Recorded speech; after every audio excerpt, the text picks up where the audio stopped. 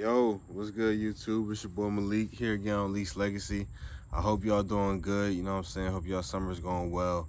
Today we got a topic that I've been interested in for a little bit. You know what I mean? I've been trying to get closer to God personally. You know what I'm saying? Trying to speak to Him more, trying to read the Bible a little more, get my knowledge up in that area. And so today, what I want to talk about is sin equals failure.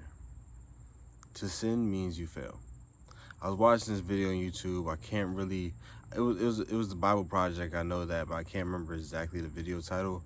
But in it, it was talking about sin, and it said, "And sin equals to fail." Like I think in a different language, like sin in a different language comes down to that.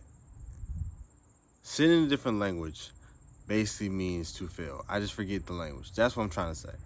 But that kind of sparked my mind a little bit and made me start thinking like, damn, okay, like if sin means to fail, and I think of all my failures, I'm sinning a lot. Like, and yes, we're human, we're gonna sin. However, in my mind, it just makes me feel as if, all right, well, how can I avoid sinning as much? You know what I'm saying? And I think that's what all Christians, all people of all religions want to do, is sin less. You know what I'm saying? For me, I think personally, when it comes to sinning, I'm looking at my life and I'm gonna share some things with y'all that I'm like, yo, like you can evolve, you know what I'm saying? You can stop sinning as much, and if you stop sinning in these areas, it might be leading you to, I don't know, greater things, you know what I'm saying? Galatians 6:9 basically states, if you keep on doing the same thing that's good over and over again, eventually you will reap your harvest. And I feel like that's one thing that I'm trying to do. It's been my favorite little line in the Bible for a while, and I'm trying to reach my harvest. I've gotten off track. If you've been watching, my videos, like I said, I gotten off track. But my brother is trying to reach his harvest, just like y'all. So back to the sin. A couple ways in my life that I'm sinning that I want to share with y'all. One way is when it comes to women. Lust. Lust is a sin, one of the 7 deadly ones. And I feel like for me personally, I haven't found love in a while. I found things that could grow possibly to love, but circumstances made it feel different. But actual raw love, nah, I haven't found that in a while. So I feel like as a man in society, we see getting a bunch of women as an achievement, as a good thing. When in reality, you're just falling into lust. My favorite rapper, J. Cole, has a line, and he says, basically, when you gonna realize that you is the hoe? Basically talking to the men, like, you the one going over here catching all these bodies. These women got less bodies than you. You really the hoe. So, ooh. My bad, a fucking bee was flying around my head. But, like I was saying though, when it comes to lust, it's one of the things where it's like, yo, you gotta realize if you were to, and when I say you, I mean you guys watching, and also me, myself, if you or I were to take the energy, take the time, that it takes to get a girl, that it takes to talk and get to know somebody, that it takes to have sex, that it takes to do all these things, if you did that, damn, the birds are yelling. But if you did that, right, and put it into other things, such as learning a new skill, such as going to the gym and doing fitness,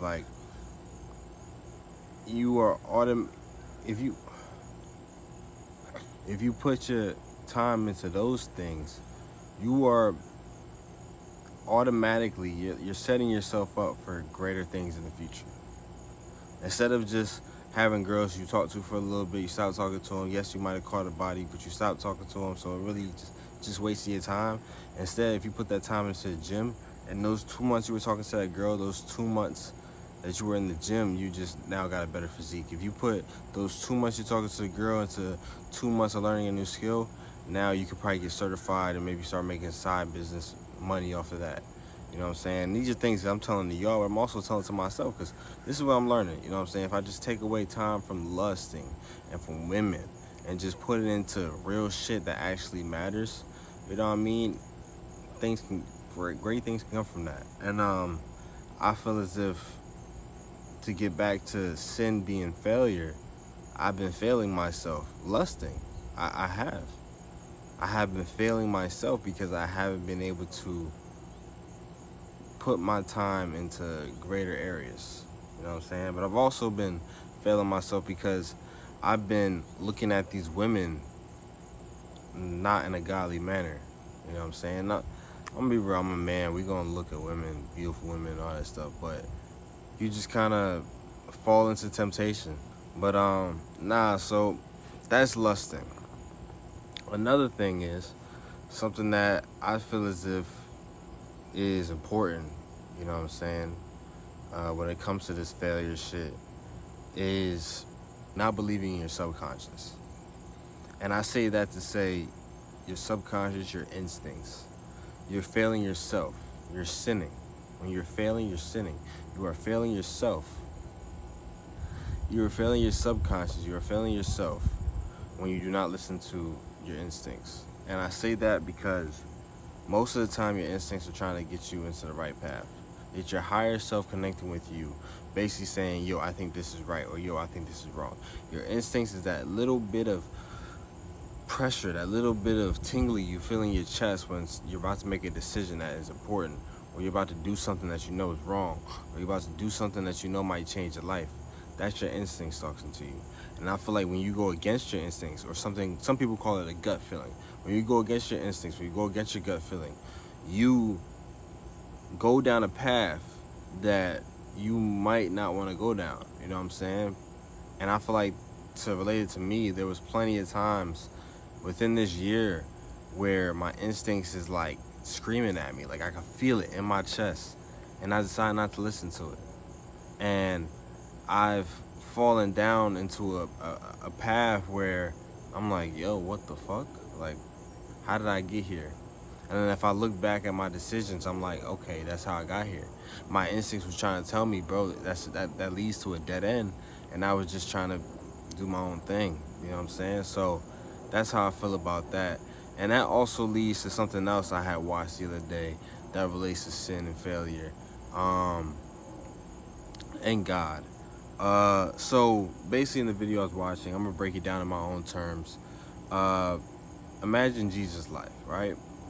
Jesus was pure of sin. Like he did not sin at all. He did not sin at all. And there were many times in his life where the devil tempted him. The devil was trying to persuade him to follow his light, to go through a different door. Think of God's direction and God's future for you, God's opportunities, as one door. And when that door opens, obviously Satan's going to have a door to come and distract you and build you down, basically. Break you down, should I say. Right? And there's plenty of times in Jesus' life, and I think if I'm not perfect when it comes to this stuff, when it comes to Jesus and like the Bible, so if I misinterpret something, I'm wrong, or if I say something wrong, I'm sorry. But if I remember correctly, he was in the wilderness or something, and he was praying to God, and the devil came and basically was trying to tempt him to do something else. I completely forget what it was. And Jesus turned his back and said, no, I'm not going to do that. I'm going to keep on going with God. You're not going to tempt me. So I say all this to say, people always say, be like Jesus, be like Jesus. And if you were to be like Jesus, you will always say no to the devil's temptings and always follow God's path no matter how hard it is. I think I remember also reading that there was a guy named Abraham, and God had told him in order to get to where he needed to be, he would have to kill his son. Like that was the sacrifice to God. And Abraham didn't want to do it, but he actually went through with it. But why as he went through with it, calf kept him alive. And God also kept his promise and said, because you did that, because you had faith in me and you wanted to do what I did, even though it hurts you, I will bless you now. Same thing with Job. I'm sorry, I'm spitting a lot of different things in the Bible, but same thing with Job, bro. Job's my favorite. How, like, God was like, he made a deal with the devil. Yo, you break this nigga down, like, you got him. Humans suck. And the devil was trying everything he could and couldn't break Job. Job just kept on praising God, not questioning, but asking God questions and stuff like that. And so he won for God's side. God was like, yeah, Job didn't break, and God ended up giving Job everything he lost tenfold. You know what I'm saying? So yeah, it's one of those things where, for me, where I'm looking at it like, yo, if you listen to God in his direction of what he's trying to tell you, like, instead of the other door, the devil's door, because that's the thing. In life, every day we're going to have situations that's like, it's either one or the other. Just like they said there's a devil and an angel on your chest, there's two doors that they create. And I feel like plenty of times, at least this year, God has given this, he has kept this door open to me. And this specific door, I'm not going to go into details, but he's kept this specific door open to me. And I'm looking at it and I'm like, yo, I want to go through it. But he said, before you go through, you got to go through it naked. Take everything off. Everything you have, all your possessions, all the things that you love outside of family, take it all off. And now walk through that door. And I'm like, I don't want to do that. And then the devil has this door. Mind you, a thing I really want to point out is the devil doesn't like you, nor does he like God. So he's not trying to do things to help you out. He's trying to do things to eliminate you and show God that you and the human race should not even exist, right? That you guys are lesser beings, that we are lesser beings. And so I feel as if the devil, right, he opens this door. And his door is like, hey, you're going to do it this way, Malik. You're going, and I don't want to go into detail, but he's like, you're going to do this and spend your money on this and all these other things so that you can feel happy in the moment. Not realizing that shit is actually leading me down a dead end to the point where I'm not even going up. I'm just kind of going straight. I'm not going down, not going up. I'm just going straight. You know what I'm saying? And so I say all that to say, I have to, and we as a society, we as people of the Legacy Tribe, we have to choose the sinless path. We have to choose God's path no matter how hard it is each time.